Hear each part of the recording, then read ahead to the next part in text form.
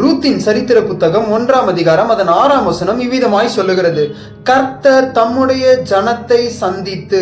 ஆம், எனக்கு பிரியமானவர்களே, கர்த்தர் நம்மை சந்திக்கும் போது அவர் செய்கிற காரியங்களை நான் இன்றைக்கு உங்களோடு கூட சொல்ல விரும்புகிறேன்.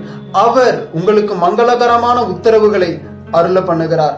அவர் உங்களுடைய கண்ணீரை கண்டு உங்கள் ஜெபங்களுக்கு இன்றைக்கு பதில் அளிக்கிறார்.